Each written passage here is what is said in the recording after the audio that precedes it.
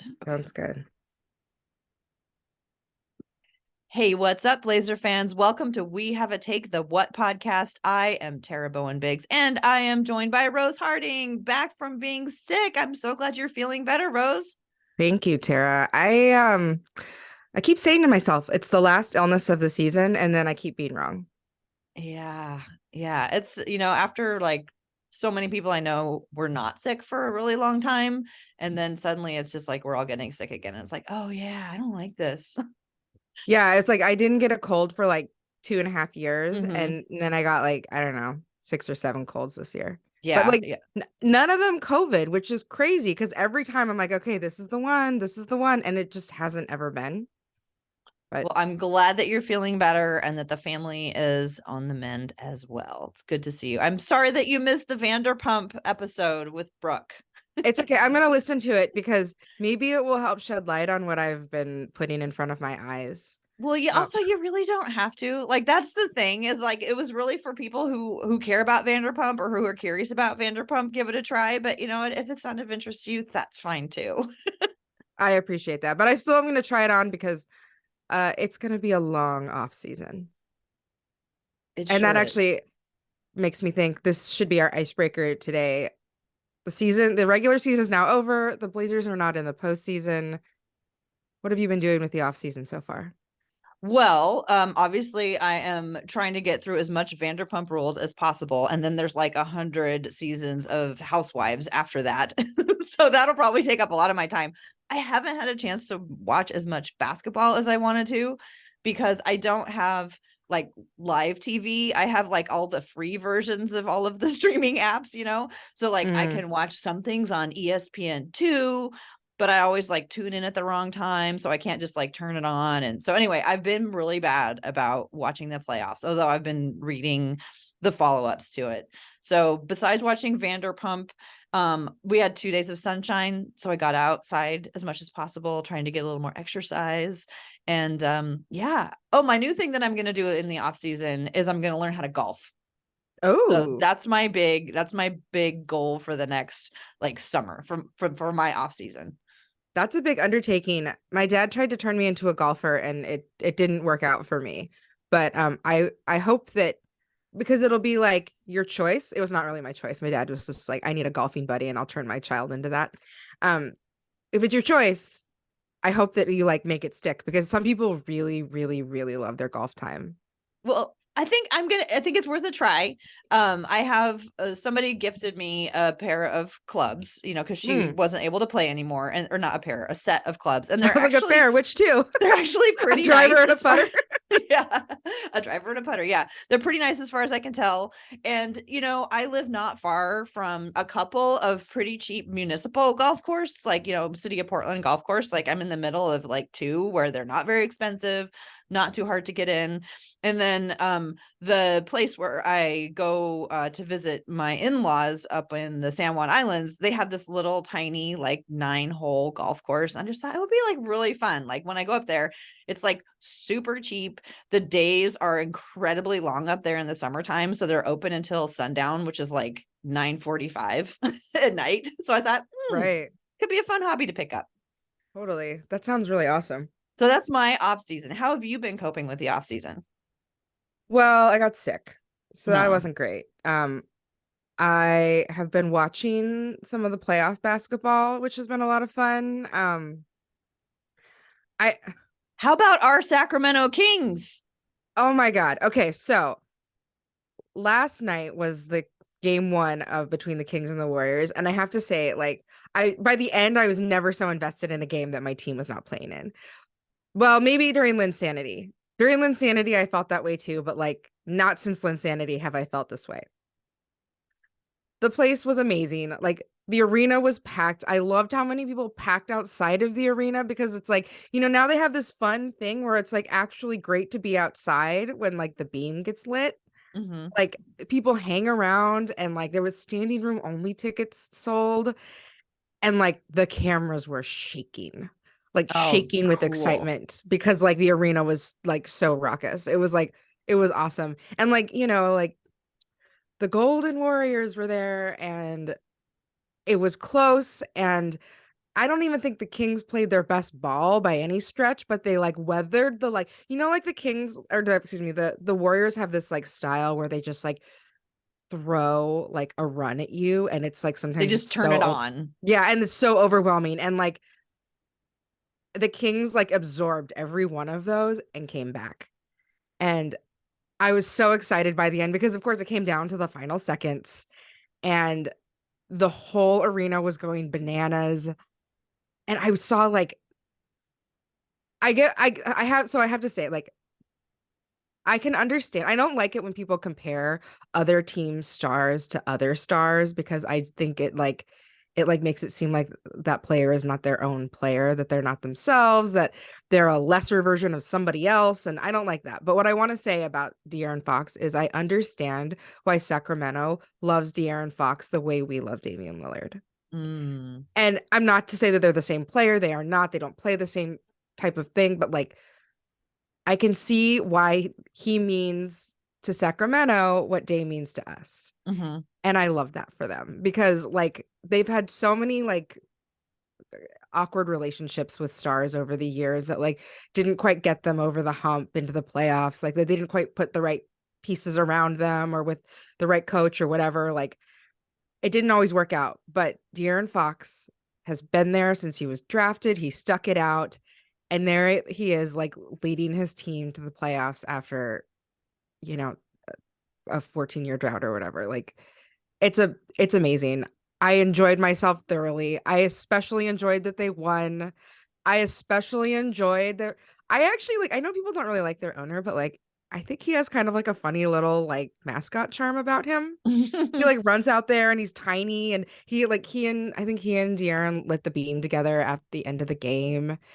And like I know that like he's had his problems, but like I don't know. I find him to be a very joyful like presence out there. Especially because our ownership has never really they've been stoic, I'll say. The Allens have been stoic since their tenure there. But anyway, I'm full in on the Kings. I'm so excited to root for them. They are so much fun. I've decided that Kevin Huerter is my guy. He didn't exactly have the greatest night or anything last night. But I did discover in my off-season internet sleuthing as I've learned about the Kings, that Kevin Huerter's nickname is Red Velvet. Mm-hmm. And I'm sorry, it's just the best, funniest nickname. It's a great nickname. It's a really great nickname. And I found like a picture of him wearing like a sweatshirt that says Red Velvet on the front, and it's totally in a font that matches the K-pop group Red Velvet. It's exactly their font, but it looks exactly like something that they would do. I didn't even know there was a K-pop group called Red Velvet. I just thought it was a great nickname, because of the cake. Well, it is a cake. It is cake for sure. I'm pretty sure it's about the cake and also just the fact that he has red hair. Yeah. Red hair. But there is a K-pop girl group called Red Velvet. And I'm just telling you, like when I saw his shirt, I was like, are you wearing a Red Velvet the group shirt?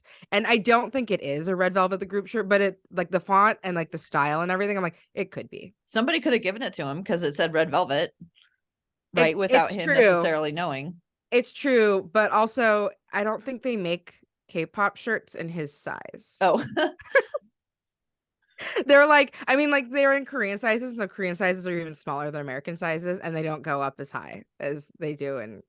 Well, maybe they will if there's going to be more K-pop NBA crossover, which is something that you have been educating me about. Yeah, we'll get to that later, actually. I have more to say on that, but I think we should get into some end of the year business because as we mentioned, we're already kind of in our off-season minds, and we should close out the season by like, I don't know how you feel about like talking about the guys that we signed at the end of the year, the two-way guys we've had on the roster. We're not even done exploring this roster yet together. I know. We actually have 6 more players to get through today. But my question is, how many Blazers did we have throughout this season? Because it feels like a lot. I don't know. We could check that on Basketball Reference. Honestly, I'm dying to know whether we had more players this season or last season. I think it's this season. It feels like it's this season. I think I'm trying to remember last year, I think after the All-Star break, we had to add like 11 players. and I don't remember how many we did this year. Okay, so I'm almost there. I'm looking at look at the bottom of the standings, Tara. Condition yourself. Okay, found them way down there in the cellar. And okay, this year's roster has 1, 2, 3, 4, 5, 6, 7, 8, 9, 10, 11, 12, 13, 14, 15, 16, 17, 18, 19 on it this year. Previous season. Sorry for the counting. Oh, I can tell just by looking at it, last year had way more. Oh, we did. Okay. Yeah. Yeah, I'm not going to bore everybody by counting, but just glancing at it like, oh yeah, that's more. Probably like 5 more or something. Oh my God. We can report that. But you know what? So one of the reasons I love doing this podcast with hosts like you who are excited about the players is because I really think that these players deserve to get some recognition and mention, because especially when they're playing for a tanking team, there's not a lot of, you're not going to get a lot of rewards with the winning, but you're going to get rewarded by being recognized and people seeing you out there and giving you a chance because they saw what you could do. So it's really important to me that we do mention these guys, even though, boy, some of them were really hard to find out anything much about. Yeah, it's interesting because I was like, some of these guys also don't have like super like standout names that are easy to just Google. Mm-hmm. Like not everyone is named Scala Bissiere. Yeah, it was a little easier. Yeah. Well, and it makes me also kind of like a couple things, makes me kind of nostalgic for some of the guys that we did have on rosters in years past, like Scal, who had such fascinating backstories that we never, ever, ever would have known about if we'd said, oh, we're only going to talk about the important players on the team or whatever. Like doing this gets us a little bit of a glimpse and gets us to know a little bit more about some guys who maybe are under the radar. And it's just, there's stories everywhere. Like, so Scal was one of those players. Wenyan Gabriel is another player who totally. I loved. His backstory was amazing. And now, even though it's with the Lakers, it's great to see him having success and really coming into his own. And speaking of the Lakers, Shaq Harrison, we hardly knew ye. Oh yeah, we're not even going to talk about Shaq. You. Did you look up Shaq Harrison? I'm sorry. No.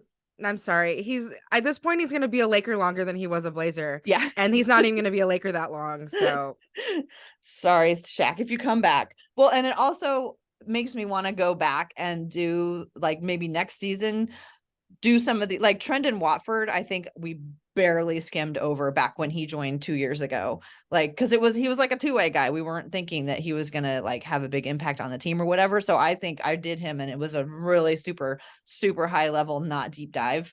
Love to go back, and learn more about him.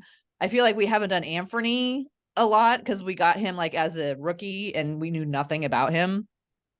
I feel like for those guys that came to us young, that maybe like next year, like leading into the season or like during preseason, we should do a revisit of some of those guys because we've seen a lot of them develop. Like Drew Eubanks has developed quite a bit since he's been a Blazer. And you're right, Ant Simons, Trendon Watford, like these are all guys that like we didn't even know. Well, okay, Ant, we knew he was going to be a Blazer for a long time. Trendon, we didn't necessarily know he was going to be here very long. And now he's been here for years. Yeah. Now he's like a little bit of a vet on this team. Yeah. A lot of a vet. And yeah. And so like, I don't know. I think it's worth like revisiting them when we're like gearing up for next season. Yeah. I think this summer would be a good time to do that. Great. Do you want to start with somebody? Sure. I'll go first. Okay. And we're going to try to keep these short. Yes. So do the, wind it up for me or like do the cut if I go on too long. Okay. So the first person I want to talk about is Chance Comanche. He was the very last player that was added to the team. He was signed for the remainder of the season on the last day of the season. Great name though. Very Googleable name. Right. Yeah. He does have a Googleable name, although there's not a ton of information out there about him. But just on his name, because his last name is Comanche, which is obviously the name of a indigenous population here. His dad was a quarter Comanche, a quarter Choctaw, and then half African American. So his name actually comes from his dad's side of the family. So that's where Comanche comes from. So he is a 6'10" center forward, grew up in LA. His mom, Melissa McGee, was a basketball player for Long Beach State. And I have to admit, when I saw the last name McGee, I was like, is she one of the McGees? As in JaVale McGee and Pamela McGee. And she is not. But I did double check, and I almost got completely sidetracked by a deep dive into JaVale McGee's mother and aunt. But I did not. I'm going to concentrate on Chance Comanche. So so he grew up in the LA area. He went to 3 different high schools. He was at St. Bernard as a freshman, at View Park as a sophomore and a junior, and then his senior year he transferred to Beverly Hills High School. So he went to some pretty affluent high schools in terms of like either private or public, with the shishi folk. But I didn't really learn much more about his high school beyond that. So he played for Arizona. He played for the Wildcats for 2 years. For 2 years, he and Alonzo Trier were on the team together. And then he overlapped for 1 year with Lauri Markkanen. He left after 2 years, and people were pretty surprised about that because he hadn't really had like a big standout career. But DeAndre Ayton was coming in behind him, and he kind of realized like, well, I'm not going to get much of a chance to play with DeAndre Ayton coming in. So he felt like his time was up there. So he went ahead and declared it for the draft after 2 years. He did not get drafted, and he did not even get a summer league invite. So he made the choice to stay in the LA area, and he played for the Drew League. That was his, play that semi-professional league. That was his kind of, debut. He eventually did make it into the G League. And he also played in the basketball league. We should do an episode on the basketball league sometime, or on like non-NBA affiliated leagues, because I think it's kind of fascinating. But the basketball league is it's a national league. They have like almost 50 teams now. And the players on those teams make between $500 and $6,500 a month. And the teams have budgets of between $125,000 and $250,000. So if that kind of gives you an idea about the difference between the basketball league and the NBA, very, very different. So Chance Comanche is playing in all of these different leagues, doing anything that he can to get recognized. He did end up going to Turkey and playing there for a while. And they went back to the G League and played for the Stockton Kings.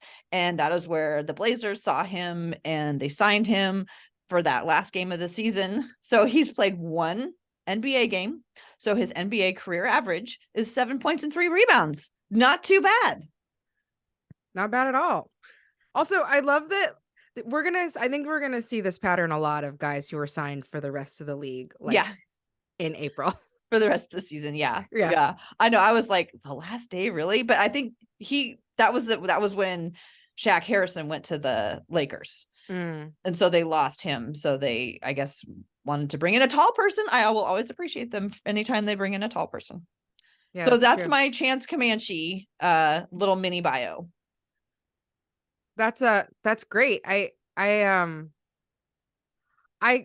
know about the basketball league, and now I'm thinking about it. I'm like, but maybe I did, and I just didn't realize that's what they were talking about, because sounds like a descriptive name, not like the title of something.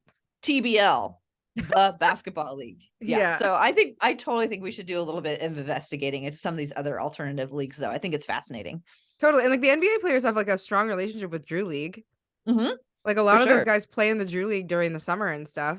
So yeah, I'm like very interested to know like about like Drew League, because like summer league is obviously like official NBA stuff that's happening during the summer, but like a lot of that other stuff, like guys go out and play in those things for the off season to stay fit. Well, and it kind of like, so side note, I've been complaining about capitalism to my husband all morning. And I think it's an interesting comparison. Are the US's like completely like all over the place, different league alternatives, opposed to like the European like league system. That's like pretty clear. Here's what the system is. Even though it's complex, everybody kind of knows it and understands it when you play within it. And we'll talk about somebody who's been playing within it later. But I just thought that was an interesting comparison about how in America, it's just like, well, we're just going to start a random league, and we're going to just start a random league, and then it's going to fold. And you know, how they're more established in other areas of the world. So who do you want to tell us about? Okay, I want to tell you about Skylar Mays. And partly because I found the most there is to say about Skylar Mays of the guys that I read about. But he also has a little bit of an interesting, like, he has some like crossed paths with current Blazers. So Skylar Mays is he was a okay, let's back this up. Skylar Mays has 7 siblings. He is one of 8. Which I don't know, like, I liked when I hear like stuff like that because it all automatically like makes me think about how they relate to like a team mentality. For sure. Yeah. I think Like I do think that's very interesting. you grew up as a part of a team. So his siblings are Stan Jr., Sydney, Spencer, Sierra, Sanae, Saleha, and Seth. So they're all S. And If you're going to go with a name, like a letter to start all your names, I think S is a solid choice. Yeah, well, his dad is Stan Sr. and his mom is Shannon. So they are all S's too. He was born on September 5th, 1997 in Baton Rouge, Louisiana. He is a 6'4", 205-pound combo guard. That's a stout dude. Yeah, yes. And like that's a quite a big, like, it kind of reminds me of like Josh Hart or something, like, but like probably like thicker. Like, I don't know. It's a big boy. He went to LSU. I think that he like committed to LSU as like a sophomore when he was kind of young and he wasn't considered like a highly recruited guy. And then he reopened his recruitment like when he was a junior, I think. I mean, maybe he was getting a little more attention, but after considering other offers, he decided to go with LSU anyway. So he played for LSU. He played there from 2016 to 2020, which overlaps with Blazers legend Trendon Watford.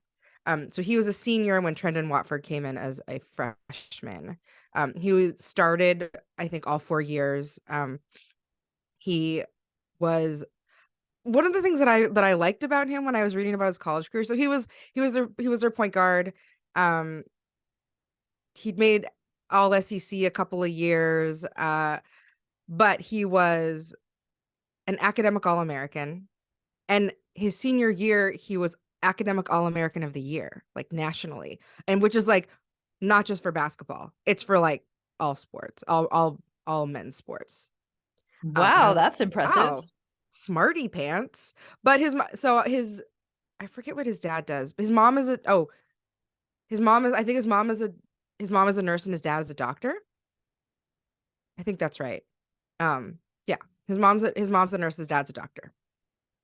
But anyway, I was like, wow, like, so he went and he exhausted his eligibility at LSU, and he was the academic All-American of the year his senior season.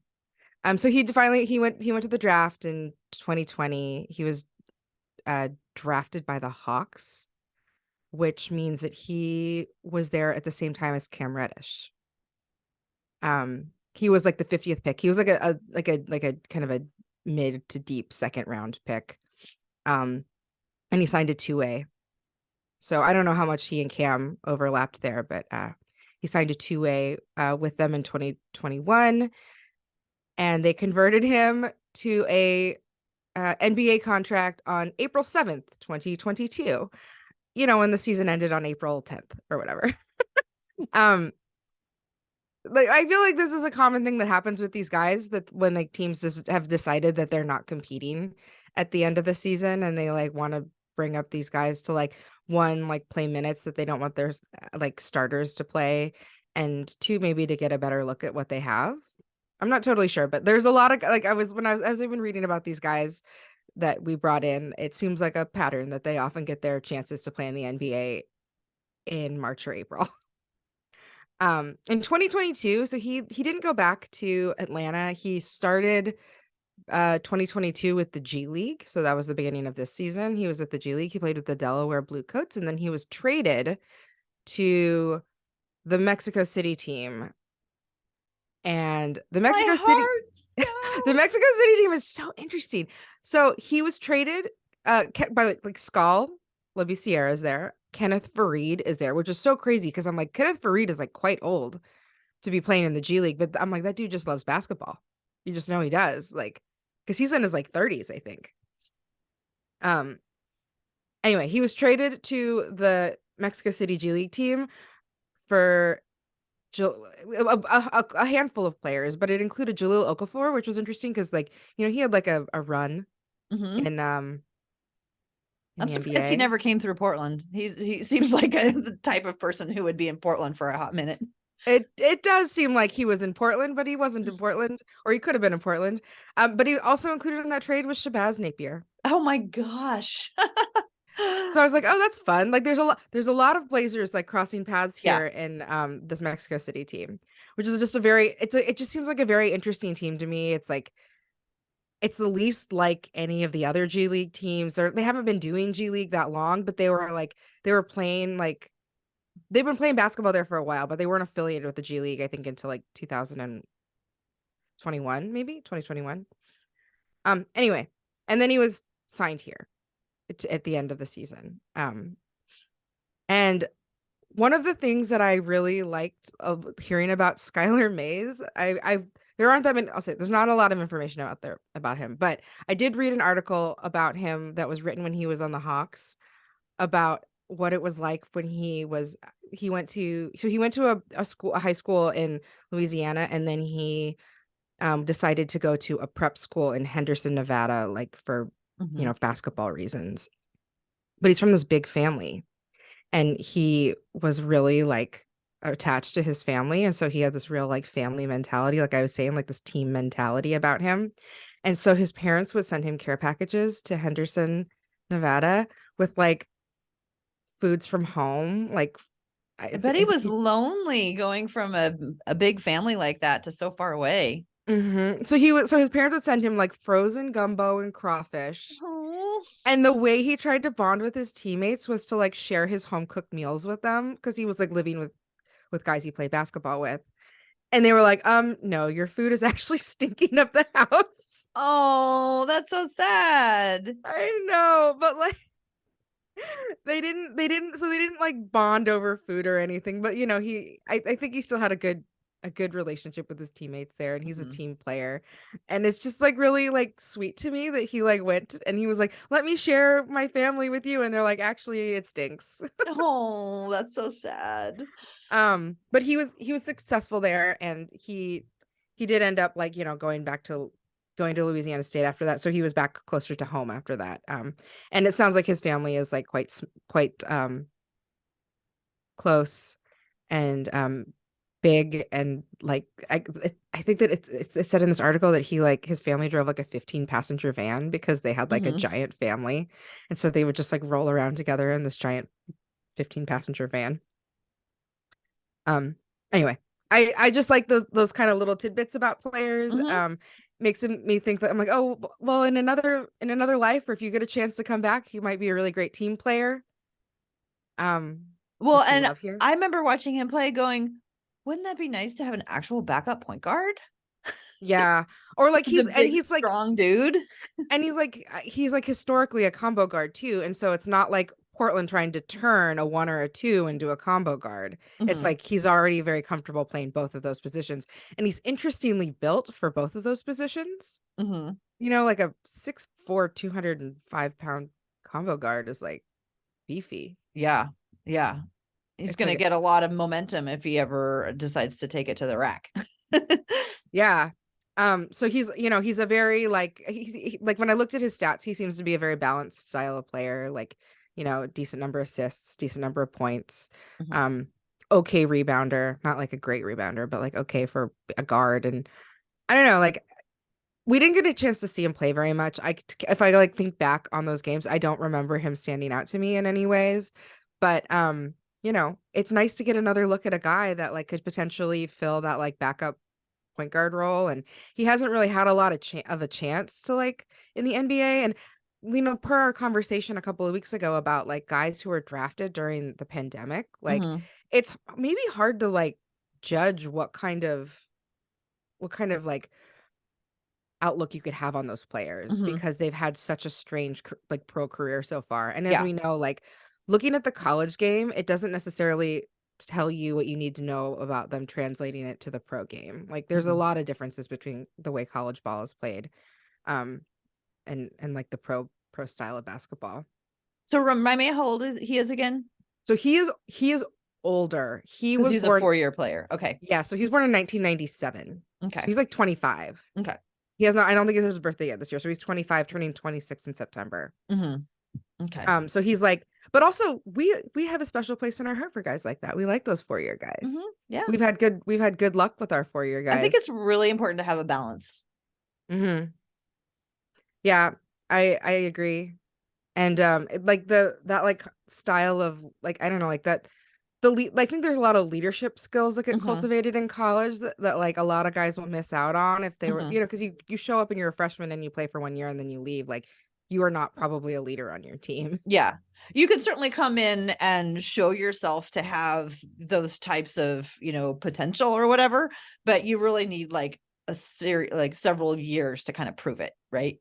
So that's kind of what I mean by like, I think it's important to have a balance, because, you know, sometimes the youngest players are like the most raw talented players, and they just haven't had time to, you know, fully bake while they're in college, and so balancing that out with guys who've been around and had the experience of leading a team, I think is important.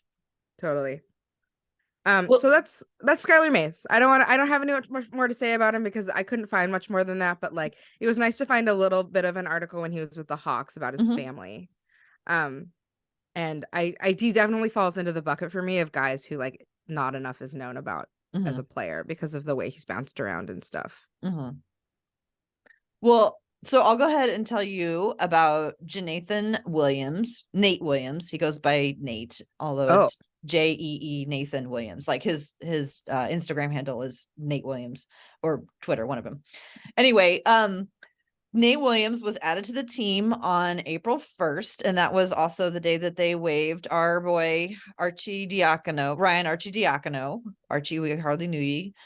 And because they actually had to make a roster spot for him.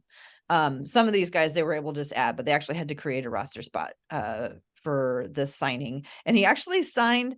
So they don't always release the terms of the contract. So this is like, I'm picking up what I remember. So I'm not 100% confident, but I believe it was Nathan Williams contract where they were saying it was a 2-year contract, but the second year is a team option. So it was like a full contract, but it is also not guaranteed. I think that's what the deal was with him. Anyway, Nate Williams is 24 years old.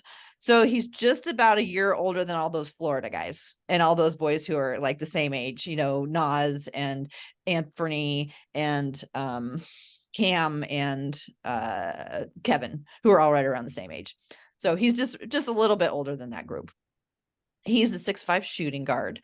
He's from Rochester, New York. He was, you know, as so many of these guys was, you know, the standout player in his region growing up in New York. He went to the University Prep Charter School for Young Men in Rochester, New York. He went there for 3 years. And then his senior year, he translated to Prolific Prep. And I don't know if you've heard about Prolific Prep before. But it's a program in Napa, California that was started by 2 guys who they basically work with private schools, and players come and they go to these private schools. And then they're also a part of a separate basketball program. So they can get like these really super talented high level athletes. They go to school at local schools, but then they play basketball together as part of this Prolific Prep program. And Gary Trent actually played there for 1 year. It's usually like just like a short-term deal.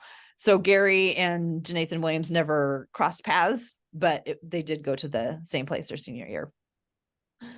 So for college, he chose to go back home. He went to University of Buffalo, which is fairly close to Rochester. And he's another 4-year guy. And his senior year, he made the first team all MAC conference. That's the Mid-Atlantic Conference. They're actually a really good team. It was like one of their historically better teams during the time that he played there. And when he was a senior on senior night, his host family from Prolific prep came all the way across the country to watch him play his last game at University of Buffalo. So they clearly made a tight bond from the time that he was living in Napa. So Nate Williams did not get drafted. He did play in the summer league with the Jazz. He was waived by the Jazz, but they liked him enough that the Salt Lake City G League team picked him up. And he played with them. And then when Portland signed him, he became the first player in 40 years from the University of Buffalo to play in an NBA game.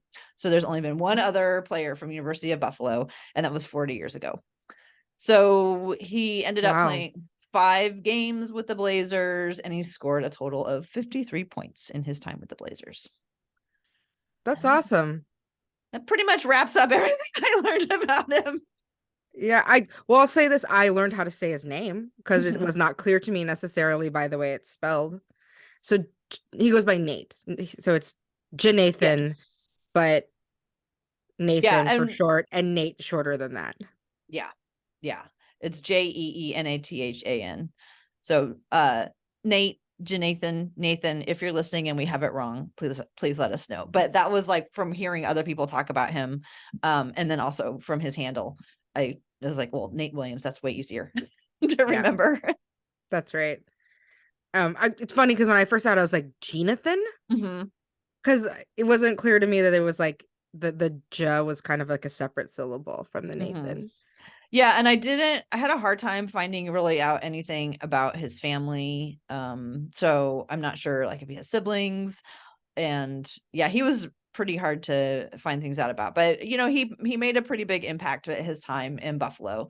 And the school is definitely very proud of him for being the second ever NBA player, the person to play in an NBA game from there. I always love that too, because it's like guys that come from those schools, it's like you don't even have to like, you know, it's not like you have to be like Damian Lillard from Weber State. Like you can just be a guy that makes it from some of those like programs that are not like prolific basketball programs or whatever, and like be like a hometown hero and be like really celebrated in your college community. Like Drew Eubanks. Yeah, totally.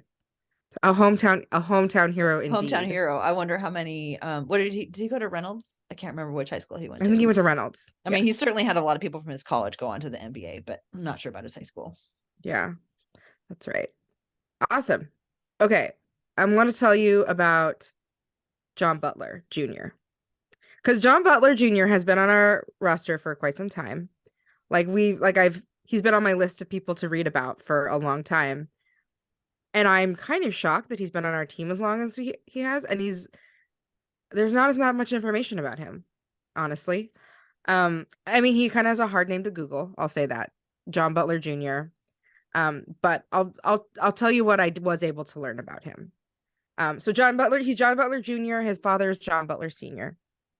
His father is a coach at Christ Church Episcopal School in Greenville, South Carolina, where he still coaches today, I believe. And his mother, Cassie, played basketball at South Carolina in college.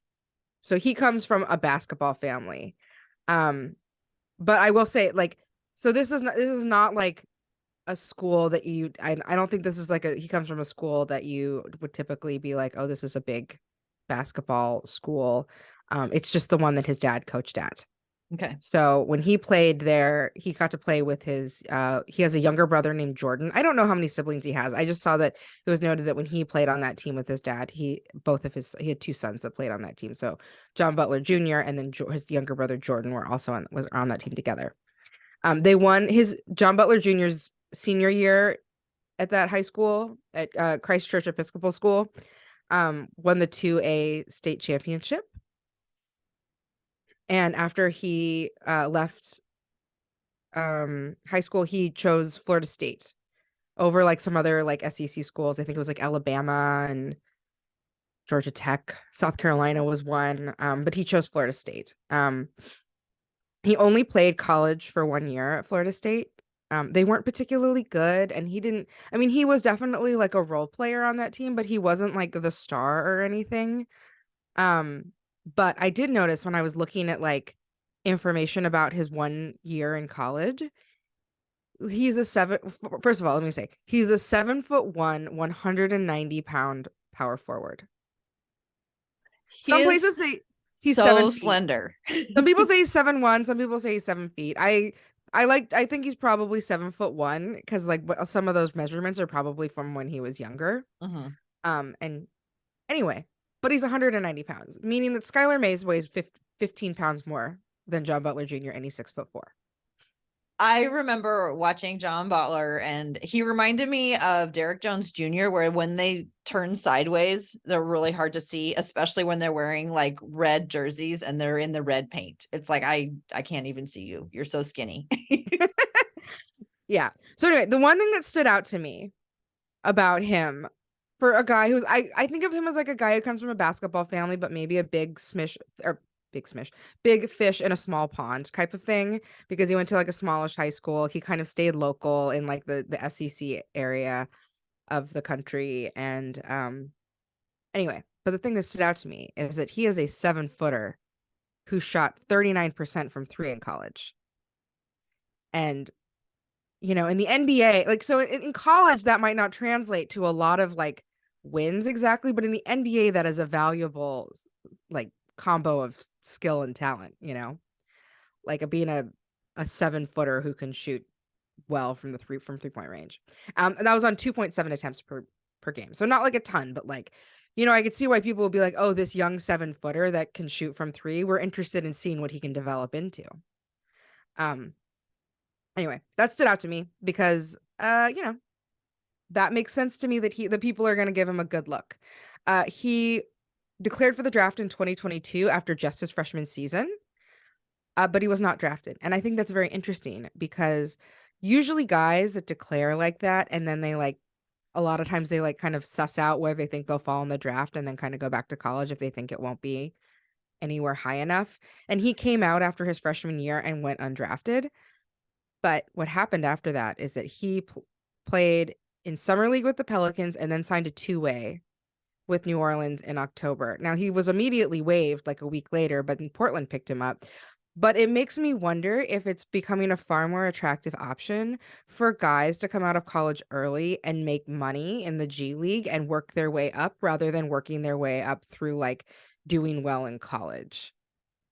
I don't know if that's like, I know that was like kind of a hope of the NBA with the development of the G League, that they like hoped that would be more of an option available to guys, especially as they like kind of like, well, like are wishy-washy around this, should we just let guys come out of high school kind of a thing. Mhm. But it seems like it's evidence towards proof of concept that maybe some guys at least are like willing to do that, because I don't know, in years past I see a guy that is from an okay college that comes out or declares he's going to go to the draft after 1 year and then goes undrafted. Like usually those guys don't even come out for the draft. Usually those guys go back to college for another year or two or whatever and then like wait for them to like at least see that they'll be drafted. Mhm. And I don't know. Well, and the NBA, like you were saying, is trying to build up some kind of a system. And I think I would not be surprised, given the, Mike Schmitz and his role on the Blazers, if we start to see this more with our team, because I feel like, especially over the last couple of years, when Neil Olshey was the general manager, I feel like, if he had a list of like top 10 things that were important to him as a GM, like, prospects were not very high on that list. He went all in Not on really. Zach Collins, right? And like, Godspeed to Zach Collins and wish him all the success in the world. But like, I feel like that's as much attention as he paid to anybody, him and like, and Anthony Simons, and picking Anthony Simons out seemed more like for him, like a gamble so that he could say that he was right about Anthony Simons, as opposed to like, okay, who are we going to develop in our system? Because he just basically, drafted CJ McCollum, right? Again. Yeah.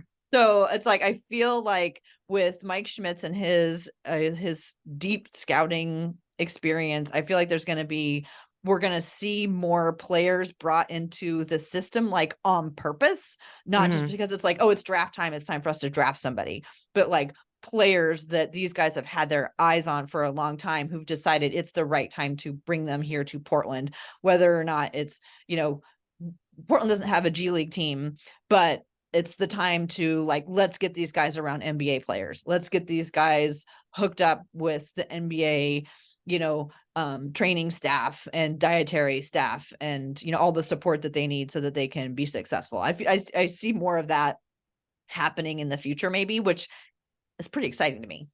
Yeah, it is. I would love for this to result in us having a G League in the next couple of years, because like that would be incredibly valuable, right? To have a G League, like your own, so you're not just That's like not sending Mexico City. right. They They were don't not have to sending guys bring people up from Mexico City. That's so super far away. Yeah, it's too far away. Like you need to be able to like bring them back easily. And like I told you this before, but like my dream is that they like play in Eugene, and that they like make use of that giant arena that is too big for a city of 180,000 people, and like bring G League basketball to, because like my parents live in Eugene. They have season tickets to the Duck game, both the men and the women, I think. And like that city would devour like a G League team. They would love to show up for G League games. And it's just like, it seems like a no-brainer because they have an arena that is clearly fit for a G League team. And then some. And like a well-cultivated like basketball audience, and it's only 100 miles away. Like, yeah, that we would need be more awesome. of that. I wonder, we should do an episode about the G League, because I'm curious if any other G League teams use a college arena, because you're talking about Matt Court, right? Yeah. Well, if Yeah. Phil Knight buys the Blazers, I mean, it's literally named after his son. Yeah. Yeah, that would be sweet. I'd probably drive down to Eugene to go to some G League just for fun, road trip to Eugene for a night. I would go see my parents more often. And if the NBA truly cared about, familial relationships, they would think about that. Yes, for sure. Also, it's a beautiful arena if you've ever been there. Like it's a beautiful arena. It's great. It's like the campus is beautiful, but it's like on the edge of campus. You don't have to like walk deep into campus. Like I don't know. It's a great space. I saw the last time I was there, I saw the Dalai Lama. Oh. But like what did he shoot from 3 that night? I don't think he shot from 3. I think he's more of a paint guy. Yes, but how many screen assists did he have? I'll tell you what, he had one mega block where they literally like fielded questions. They like curated questions for him. This is a totally random aside, but I think about this all the time. They curated questions for him. They brought him questions from people all over the state. They brought him a question from somebody who was incarcerated, who was like talking to, I don't remember even what the question was about, but they brought him a question that was like from somebody who was incarcerated, and he laughed at the question and he said, "That's a stupid question." And then he didn't even answer it. He just moved on. And I'm like, whoa, this is the Dalai Lama, tens, bro. And that's really surprises me. Yeah. And I was like, so whenever I think about how like people are like, oh, I had a bad day today, and I'm like, I saw the Dalai Lama laugh at a incarcerated man's question and then say it was stupid and then move on and not answer it. So everybody's got their off days, I guess. Wow. Amazing. Anyway, that was a total aside. I do really, really hope we get a G League team. Yeah, I would love it. I would watch G League. I would watch G League basketball in Eugene. I just would. I would find a way to do it more. So anyway. Well, and there's John Butler Jr. There's also Salem, there's Vancouver, there's there's plenty of places around here. I hope it's just a matter of time. And when we were at the when I was at the season ticket holder event where Cronin talked, he definitely talked about being closer to a G League team. So keep our fingers crossed. Fingers crossed. Okay, you have one more. Yes, one more, and then we will be done with everybody except for Shaq Harrison, but he plays for the Lakers now. I still have one left. I have one guy left. Oh, you do? Okay. I have just a Minaya. Oh gosh. Oh my gosh. See, this is so bad. I completely forgot about him. This is why we do this, because we don't want people to forget about these guys. All right. So my last guy is Ibou Badji. And on November 18th, he signed a 2-way contract with the Blazers. So he's been with them most of the season. He never actually played with the team. And his season ended in March with knee surgery. So, and I'm not sure. I was trying to find out the status, like if his two-way contract was only 1 year, if it was a 2-year thing, and I can't figure that out anywhere. But I do believe that there's a high probability that he will be on the team next year. And we'll talk about that in a minute. Whether or not, I mean, obviously, if he has a 2-year guaranteed contract, then yeah, he will be. But I believe that he is an important piece. That this team views him as a pretty important piece. So he's 20 years old. That makes him the same age as Jabari Walker and John Butler. He is a 7'1", 240-pound center. So he's a big dude. He's still young. He's only 20 years old. But, he is not the kind of guy that you watch play and go, oh, no, I hope he doesn't snap in half. He is a bigger dude and a really powerful player, incredibly athletic.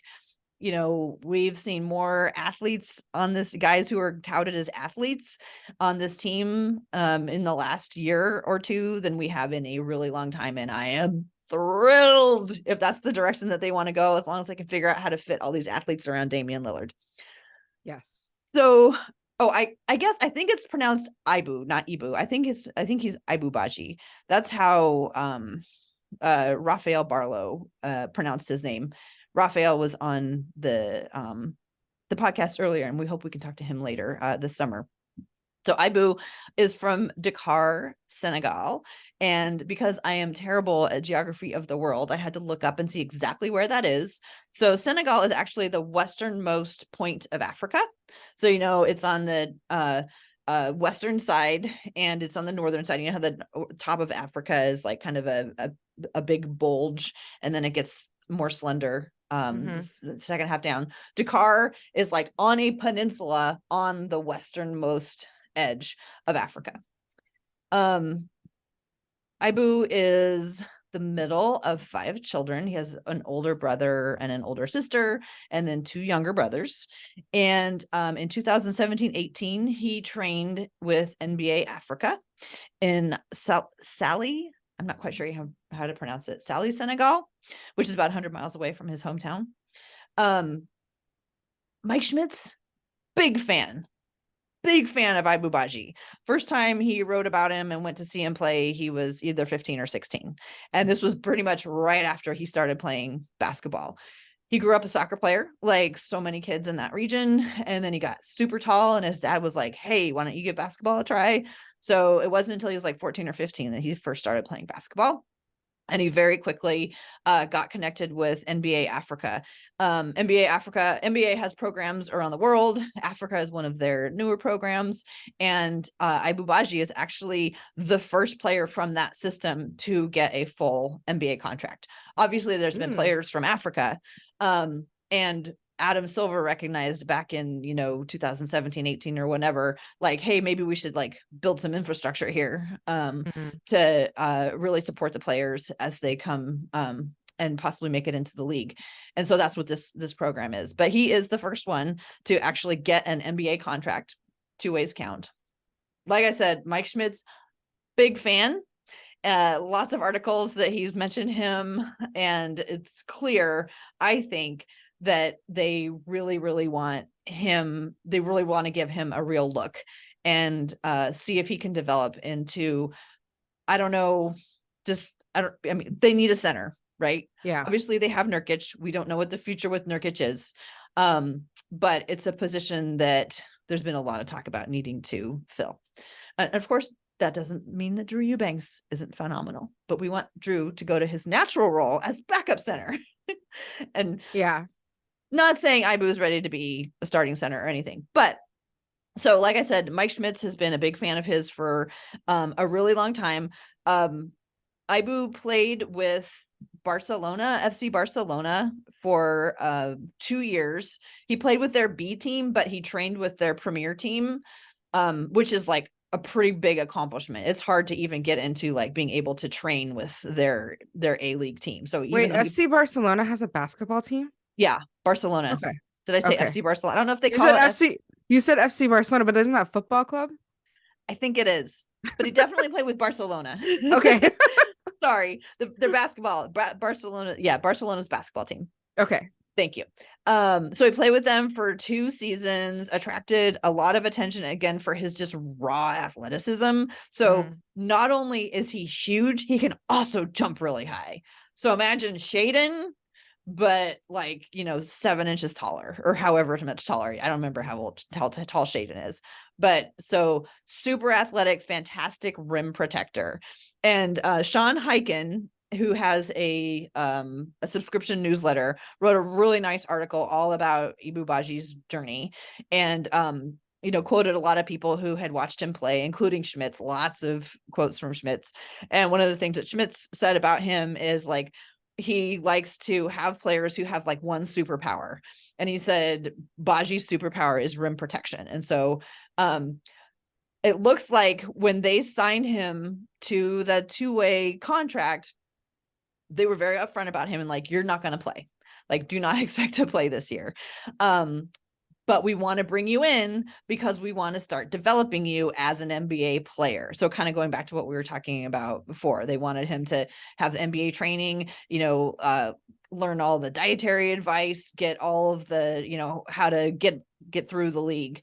That was really important to the Blazers. So I think of all the players that I've looked at, Badji is the one who is most likely to have a future in Portland.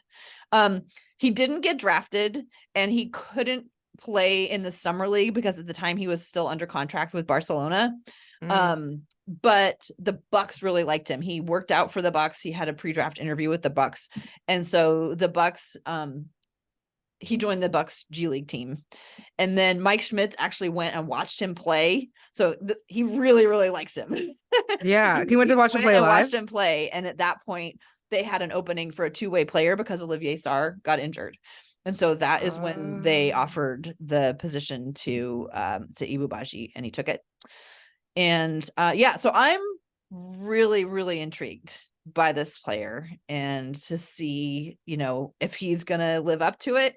And I'm excited that like we're talking a lot about like the Blazers need to take a big swing, right? They have all these, now they finally have assets. They need to take a big swing in the off season. They took a big swing with Shaden Sharp. And this is, I think, one of their, it's not necessarily a big swing because it's not, it's a low risk, high reward, but it's one I've really got my eye on. And I'm just really hoping it pans out because I think it would be super cool. Oh, he also speaks 5 languages. I was going to ask actually about what language he speaks, because like Senegal has a rich, horrible history of being colonized. And so like there's French in Senegal. I believe that there's Portuguese in Senegal. I believe actually Senegal is that name originates from a Portuguese word. I think they were originally colonized by Portugal. Yeah. But the French were in there, and I don't know a lot about their. So what is it? Portuguese, French, English? And then I think there's a couple like for folks who are native to the area. Native languages, yeah. Yeah. That's very cool. I love polyglots. I think they're very interesting because polyglots, because they have their minds in so many languages, they think in interesting ways. Oh yeah, for sure. Like just like like you have to be aware of like, I don't know, just cultural differences and cultural ways of thinking to even be like a true like speaker of those languages in a lot of ways. And like it just leads to interesting ways people think about problems and whatever. Yeah. And you got to be able to think really fast on your feet, I imagine, if you have so many languages that you speak as well. One of the things that the Blazers did is that they hired like a tutor, an English tutor to help him, which seems to me is like, oh, good. Maybe we'll get some practice, good interviews with him after he gets a little media training too. And he's been doing a ton of work with the video coordinator, watching a ton of video, because one of the things that Mike Schmitz talked about is that he didn't think that the European style of basketball was the best showcase for him because of his extreme athleticism. And like, he's really excited about this guy's athleticism. And now so am I. But, that's just not, European is more like super fundamentals based. Yeah. And, as somebody who came late to the game, he probably doesn't have the same kind of fundamentals anyway. But so that's again why he wanted to get him over here, why he was excited to bring him onto the team now that he's here. He thinks it's going to be a better match for his skill set. Well, you know that the Bucks were interested in him. They've had some success translating athletic European Yeah. players into NBA players.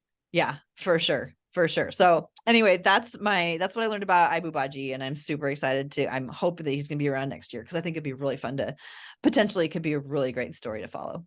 You know what my mind immediately went to? What language is Mark Mason going to introduce him in? Ah, I don't know.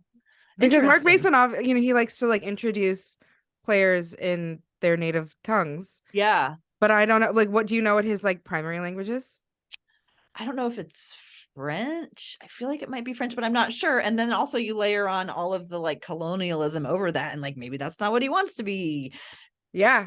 introduced. We might get to hear Mark Mason say something really wonderful. Mm-hmm.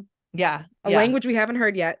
Yeah. Yeah. Because like there So was French with Nico, and we it's not like we haven't had a French player, so but I'll be very interested if we one day get to see him start. I will be like all ears. good point. So who's your last player? Justin I'll make it Minaya? Minaya. I think that's how you say his name. I'll make this fast. The thing that people talk about the most is that he is the son of Omar Minaya, who is an MLB exec. His dad is a longtime Major League Baseball executive. He worked with the Mets for several stints, which is, I assume, where he was when Justin was born, which was March 26th, 1999, because he was born in Herring Park, New Jersey. So his dad was with the Mets several times, I think 3 times. He also was an executive with the Expos at one point when they were still a baseball team, and the Padres. But now he works for like Central MLB. He is a 6'7", 210-pound small forward of Dominican descent. His dad is Dominican. And he played 4 years of basketball at South Carolina. And then he actually played a graduate season, which was interesting. So he played a 5th year. I think because when he was at South Carolina, his freshman year, he was like pretty injured. No, his sophomore year, maybe. He was pretty injured. He had like a severe knee injury, and he also had a thumb injury that year, and he only played like a handful of games. And so like maybe he felt like he wanted to, exhaust his eligibility if he could. And when he went to Providence, it sounds to me like when Providence like brought him in, they did that thing that sometimes like small schools do, is they like get together like a bit of a ringer team, and they won a Big East championship that year. So he was like a 22 or 22-year-old, I think, or 23-year-old maybe when he was there. But they won the Big East championship his final season, in his graduate season, and they went to the Sweet 16 at the NCAA tournament. Undrafted in 2022, and he played with the Hornets for Summer League last year, and then he went to the Mexico City G League team, as apparently all other guys go to now. So he played there with Skylar Mays. I think he's, with all of the guys we mentioned before. You know what? Everyone's talking about going to Vegas for Summer League. I think we might need to go to Mexico City for a G League team. Just a little recon mission. Maybe that's the way. I mean, there's like, I don't know what's going on there, or like what they're like, I don't know what their like strategy is there, but it's very interesting to me that the teams, like this team, has like all these like young and up and coming undrafted guys, but then it also has Kenneth Faried. Yeah, I know. And Skull. You know, I just think about Kenneth Faried and that disaster Summer League team. That was, I forgot. Didn't he play on our Summer League team? I think he did. It was the last year of Neil Olshey's reign, and he it was put all together old guys. all these old dudes that he was clearly like doing agents favors. And then I can't remember who had to coach them, but we ended up giving him like assistant coach of the year last year because it was like anybody who had to coach that horrible team. Remember Michael Beasley was on that team, right? Yes. And he was like 30 or something. Yeah, the average age was like 29 or something crazy like that. I wonder, because the Blazers didn't have any draft picks that year. So they just threw together. Sell Summer League spots to agents? I think he was doing agents favors. I think he was catching up on agents favors. That was so weird. That was the weirdest team. Mm-hmm. Mm-hmm. Because it was like a bunch of guys that I was like, aren't you done with the league now? So we totally have to do this, Rose. We need to go down to a game in Mexico City because they play during like this regular NBA season. And so like Mhm. sometime in the middle of the depths of winter when it's just like too depressing and we can't go on, we fly down to Mexico City for a couple of G League games. I'm down. Let's All do right. it. We'll see. And you never know who's going to be there. Yeah, they likely either could have been at one time or are about to be a Blazer. That's right. They're equal opportunity there because we both send players there and they come back. Um anyway, so I don't really know much else beside what I just told you. He's I mean, since he was like literally playing college like last year and he played 5 years of it. Like he feels like a guy who just went on to the next thing that was available to him after he exhausted the thing that he was doing and he liked. And now he's trying to like make his way through like the G League and 10 days in onto a real like a roster for like a permanent spot. But um, he doesn't seem like some guy who was like just looking for the right time to go to the NBA. He just looks like, and now this is the next thing. You try to go to the NBA after you exhaust your college experience. Mm-hmm. And I And don't know now what he's played a couple of games. yeah, totally, totally. I do think it's interesting that he went to uh basketball instead of baseball, like his dad. But Yeah. you know, I love learning all of these guys' journeys. I think they're so important and they so get lost because we so frequently just like focus on the big stars. And some of them have amazing stories as well. But like this, especially at the end of the year, I think it's great to spend a little bit of time just learning a little bit more about where they came from. yes, me too. And also, just like I don't know, it's hard to find information about these guys, and now like there's at least one podcast where people have talked about them. So if there's only ever one, it's going to be us, and we're going to talk about them if they were a Blazer, unless your name is Shaq Harrison, in which case we hardly knew you. I wish we had, but then you go in and you join the Lakers. I'm sorry. It's like you never existed, except for Wedney and Gabriel. Should we move on and talk about social media player of the week? And did you have a social media topic in general? Yes, I do. So this is where I want to bring it back to my earlier point about K-pop. So in the last couple of weeks, the NBA announced that Suga from BTS is a NBA ambassador for the postseason, I guess. And he's doing like promotional stuff with the NBA to promote like the playoffs. I brought this up on the podcast, like several months ago. No, like last year. I don't know. No, several months ago in January. So I have a quick question before you go on. First of all, does BTS stand for something? Yes, but it stands for something in Korean. Okay. So I wouldn't know that. I would just know BTS. And Suga is like the front man. No, No, he's not even the front man. Sorry. Okay. You better give me a little bit. Okay. I'm trying to learn more about K-pop. You gave me a wonderful playlist this week, which I super appreciate and I've listened to. So educate me a little bit here first. Okay, I'll back this up. BTS is the most successful K-pop group internationally that has ever existed. There's lots of arguments within like the Korean community about which is like the most successful in Korea, because that's a kind of a different metric. But it's like there's no argument that at this point BTS proliferated around the world in a way that K-pop had not prior to them. Now, people also make the argument that the girl group Blackpink has done the same thing. I don't think to the same thing, to the same like degree, not yet anyway. For instance, BTS was at the White House earlier this year with President Joe Biden. Like they like obviously have like made it to the up like the highest echelon of like our like government, and like none of them are American. So anyway, it's a group of 7 guys, 3 rappers, 4 vocalists. Suga is a rapper. He is the second member of BTS because when groups are put together in Korea, record labels put them together and they like kind of assemble them with different members, and they kind of build around the strengths of the members that they've already selected. and build out a group. Some of those groups are quite small, like Blackpink, the girl group I just mentioned, is four members. BTS is 7. That's like kind of the going rate for K-pop groups, but they can get up to be like 20 people. Like NCT is technically 20 guys, although I don't think that they've ever been on one song together. They like break up into like smaller units and make songs and like different configurations of guys. But anyway, it's very different than the way pop is put together in this country. Sugar is the second member of the group. He is a rapper. The leader of the group is RM, who was the first member.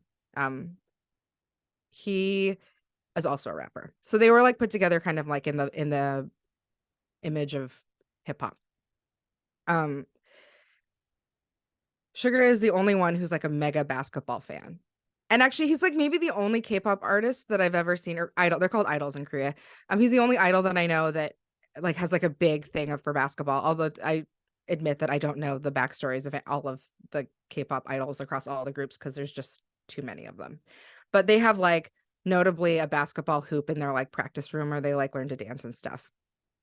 And he plays like when they do the Idol Olympics. I don't know if they still do it in Korea, but like where they have like all of like a bunch of K-pop idols all compete in like athletic events. And he's like the ringer for basketball because he's a very good player. He just is tiny. And he did an NBA Japan exhibition event last summer where the Golden Warriors played, I believe, the Washington Wizards in Japan, and he showed up and did a promotional event with them.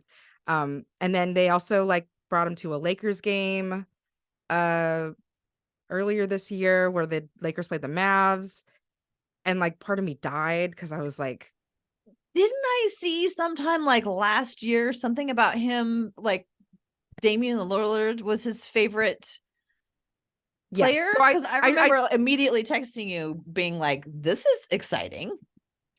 Yeah. So last year, right around All-Star, he did an interview in Vogue where he revealed that his favorite player is Damian Lillard. And when they interviewed him, and they were talking about like, what have you been doing during the pandemic? He's like, I'm living and dying by the NBA season, is basically what he said. And Damian So Lillard and the Portland Trailblazers. I'm like, yeah, I get it.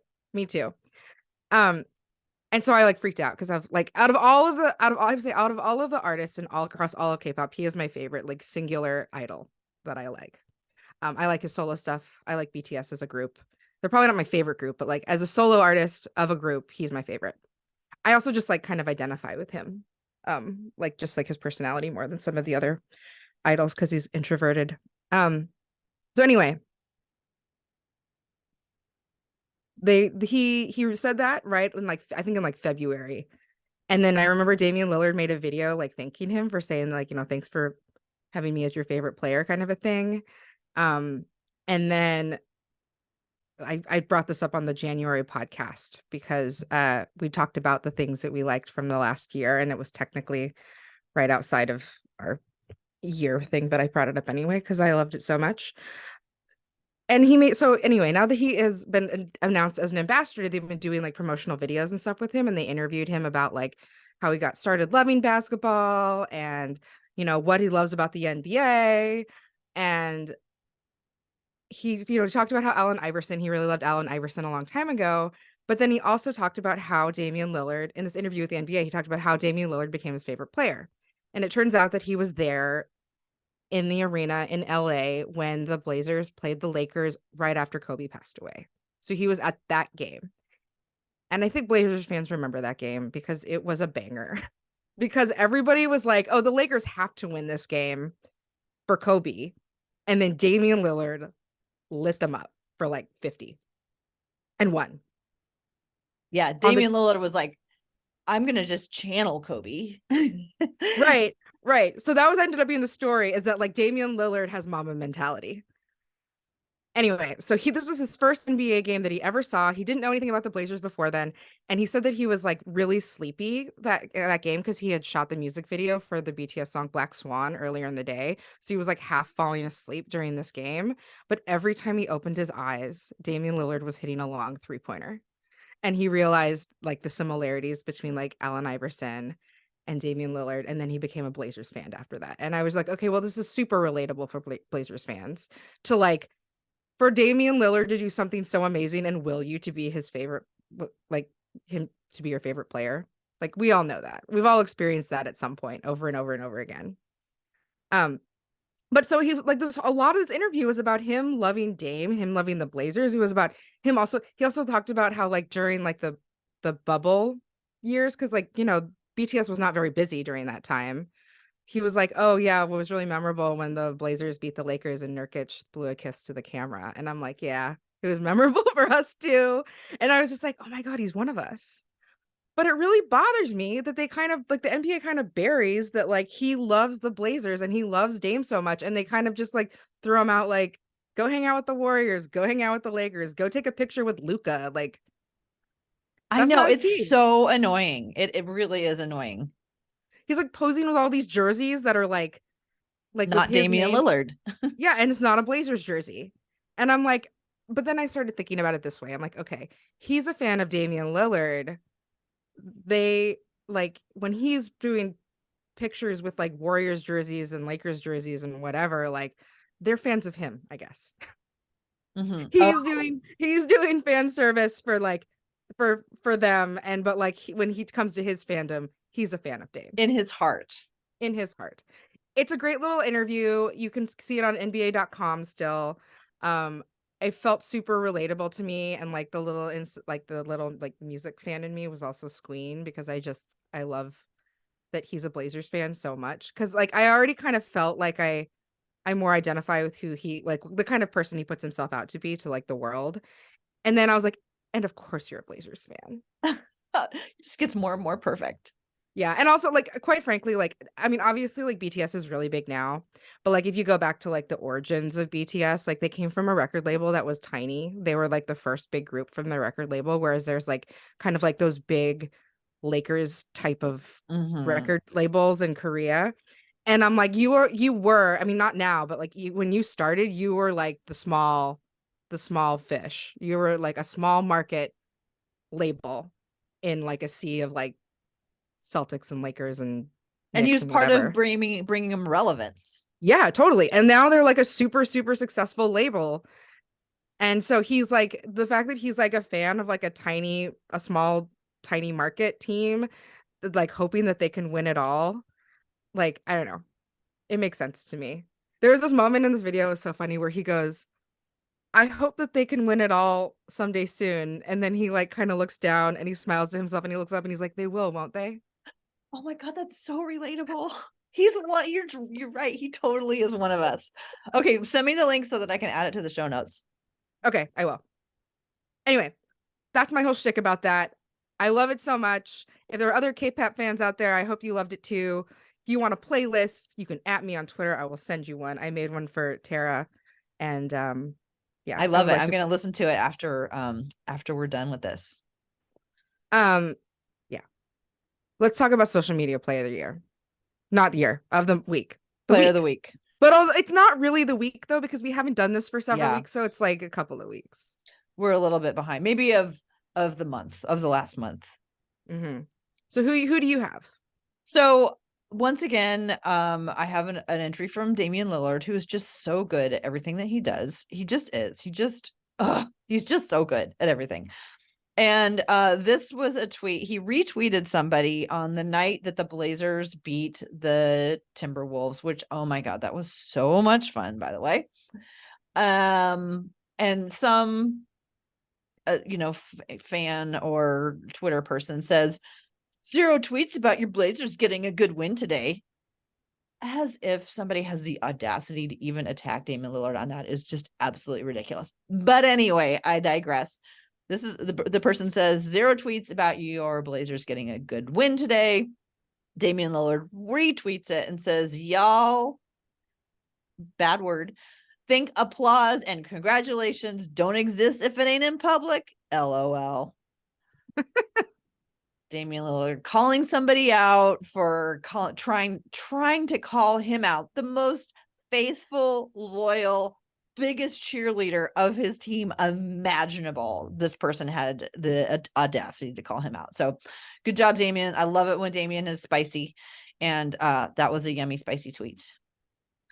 We We have a couple others. I actually added one for Yeah, go Damon. for it. Talk about yours.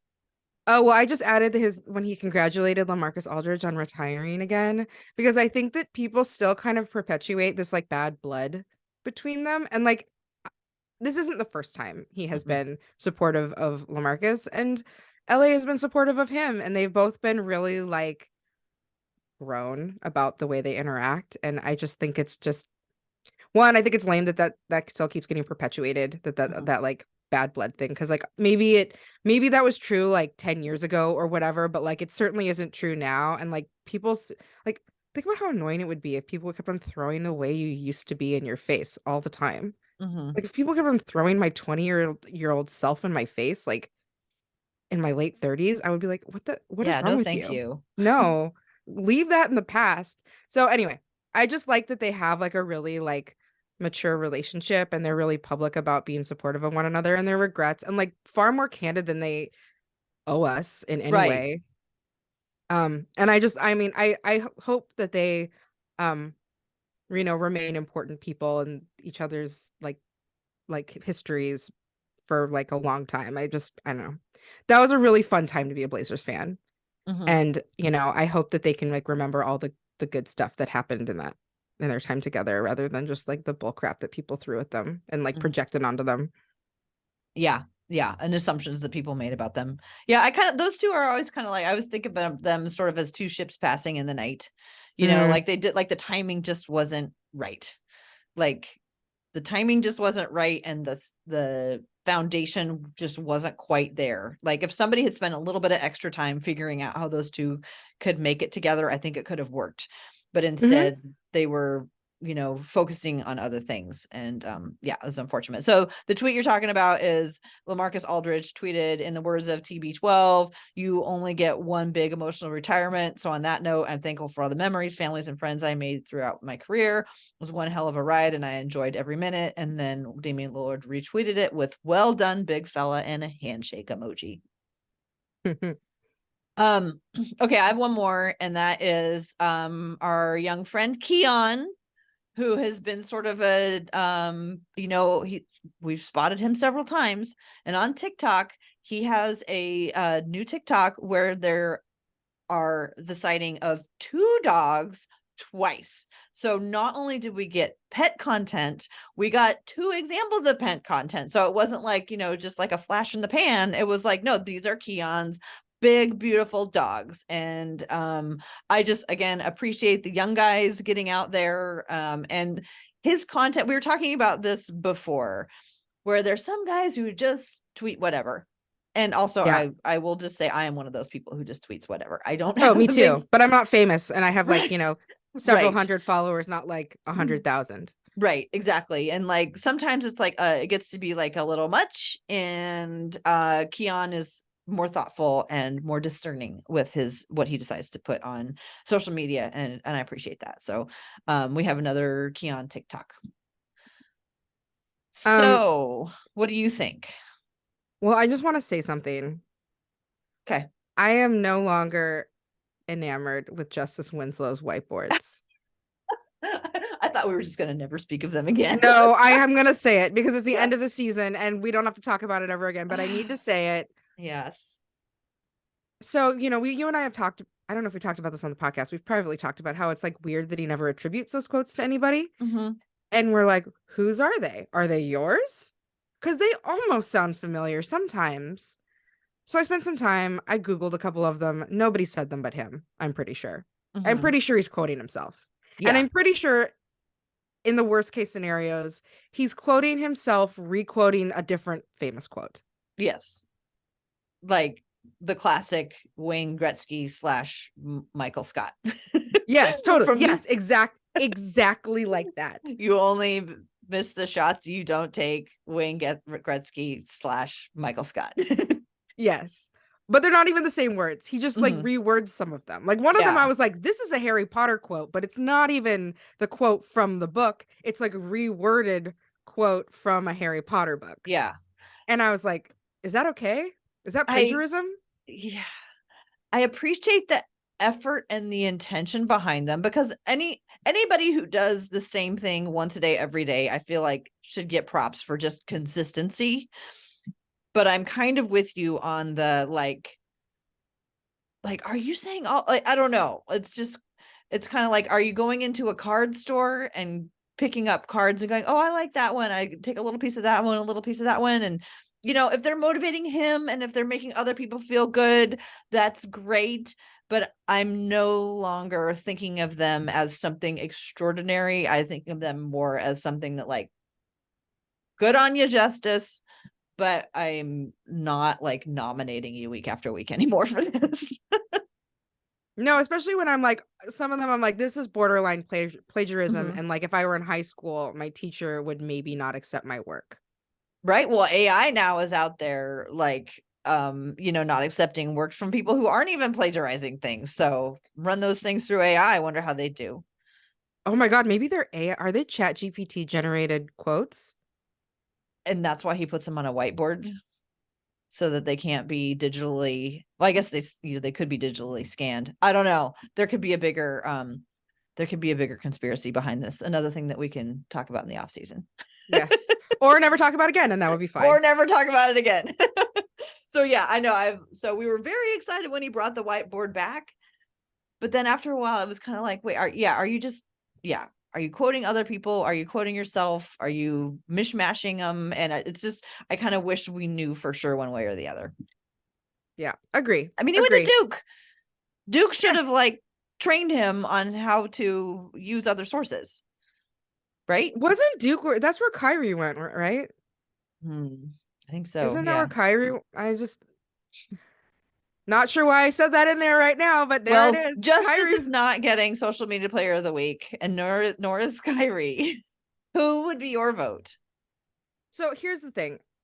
I really love everything Dame did because Dame did a lot. But I don't know if we've ever given it to Keon. And I think that Keon has had it's kind of like when people get nominated for an Oscar and you should have given it to them before and maybe you didn't for some reason. I feel like we should give it to Keon this week because I don't know that he's ever won. And also I think that Keon has been very purposeful, maybe the most purposeful in his like social presence since he's been a Blazer. And I really appreciate that about him because as somebody who's like not playing a lot of minutes, he's still really like being intentional about like who he is and what he puts out there about himself. We also like, I mean, he's got dogs.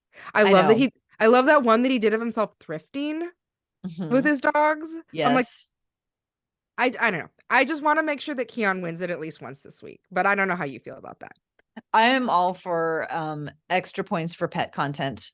And I'm also super bummed that he didn't get to play out the rest of the season because he broke his finger, and it would have been a really good opportunity for him to showcase, the things that he's good at, and he didn't get it.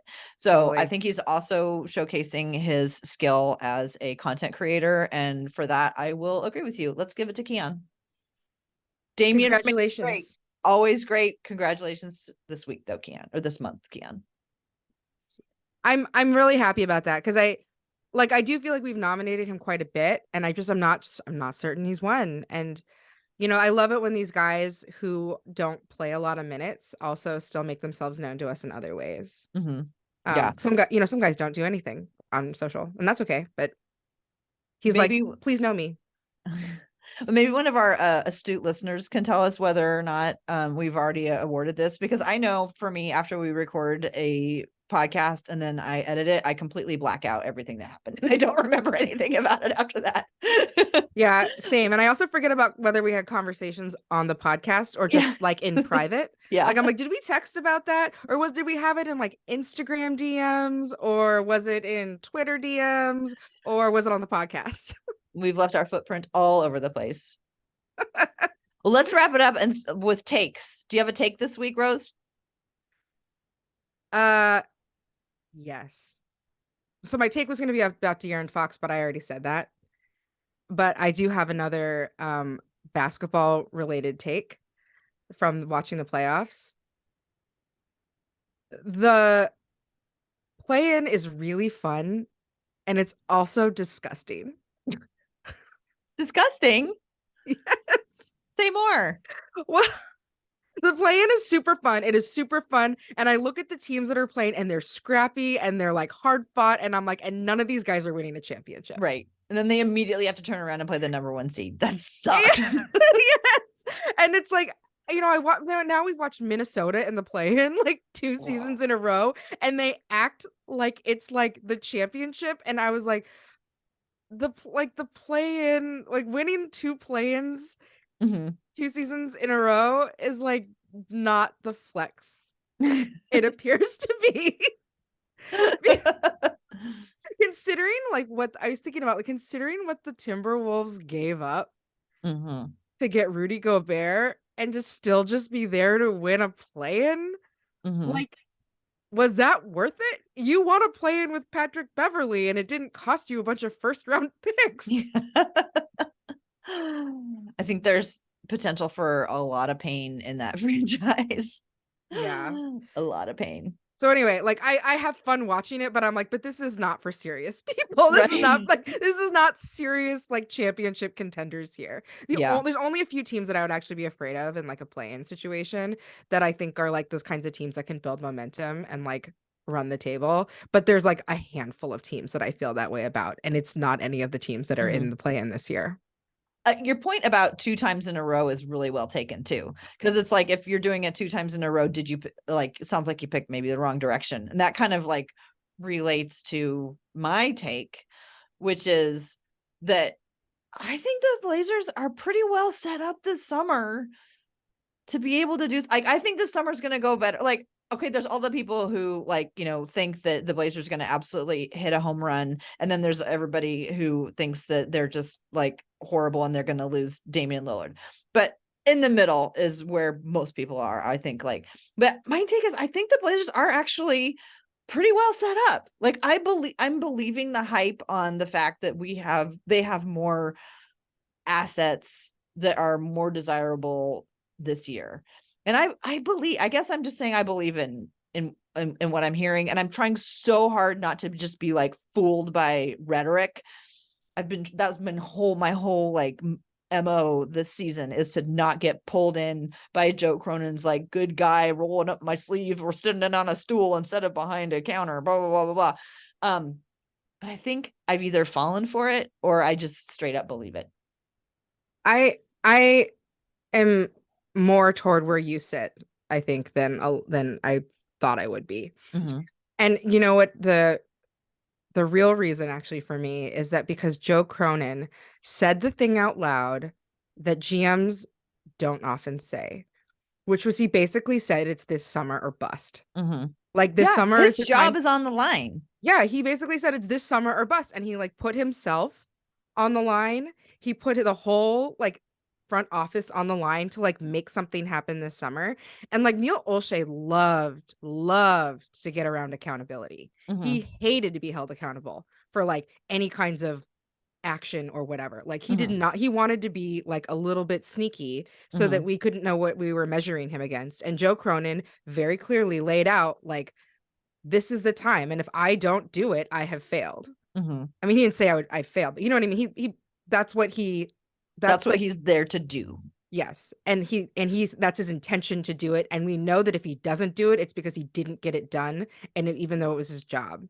And I'm like, I know a lot of Blazers fans are like really hesitant to do things like Minnesota did, was like trade like a bunch of first round picks and whatever and mortgage part of your future for something. But I'm like, if you're ever going to do it, this is the summer to do it. And if you're going to trade a bunch of first round picks, I think this is the summer to do it. Like, you have to make a big bet. And I also think that we're more likely to get, quite frankly, I think we're more likely to get Jody Allen to do it because she knows she's going to have to sell this team soon, and she would rather sell it high than sell it low.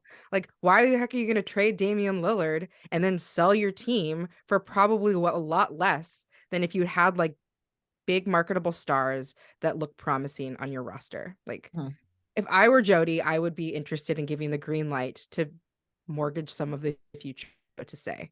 And I think that Joe Cronin is maybe a little bit more interested in doing that than Neil Olshey ever was, because Neil Olshey always seemed like he was there to keep his job and not necessarily win a championship. And the way you keep your job is to have assets to play with every season to like make people feel like they got something from you every year, even though it was just Festus Ezeli and Evan Turner. Yeah, and also like keep all of the handful of agents that will work with you, keep them happy. Yeah, totally.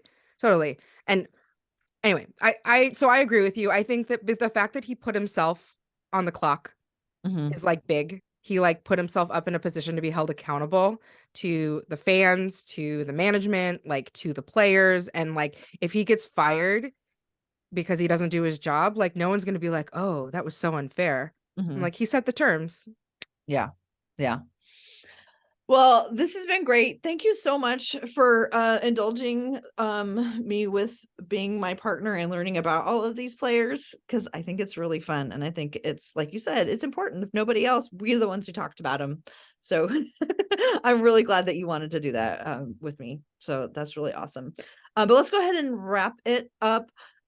I can be found at TCB Biggs on Twitter, and you can find We Have a Take at We Have a Take. Also, I always forget to say, but thank you so much to Erik Peterson for our awesome intro and outro music. And let's see, what else do we need to say before we go, Rose? We're gonna be doing the What Awards. Oh yeah, Very soon, the end of the season awards. So if you have nominations for the What Awards, please come to our Discord, come to our Twitter, add us, text us, whatever. Like we're around. Let us know who your picks would be for Assistant Coach of the Year, Social Media Player of the Year, Best Friendship of the Year, best accessorizer, Most Valuable Pet. Do we have Most Valuable Pet? I don't think we ever decided whether or not we were going to do that or not, because it got very confusing with all of the addition of the new players. That's right. We have Most Valuable Mentor. Yes, right, and Assistant Coach of the Year. That's right. God, we got a lot of work to do. Please send us your suggestions for nominations. Yes, please help us along, because we would love to be right with our choices, our nominees this year, and then you guys will have the chance to vote. So thank you. And where can people find you on Twitter? Oh yeah, they can find me on Twitter at Roselle Harding, and you can go there right now and see my electric pink hair that makes it look like I was electrocuted by a bunch of My Little Ponies in Equestria. Awesome. Thanks for everyone for listening, and go Blazers and Kings.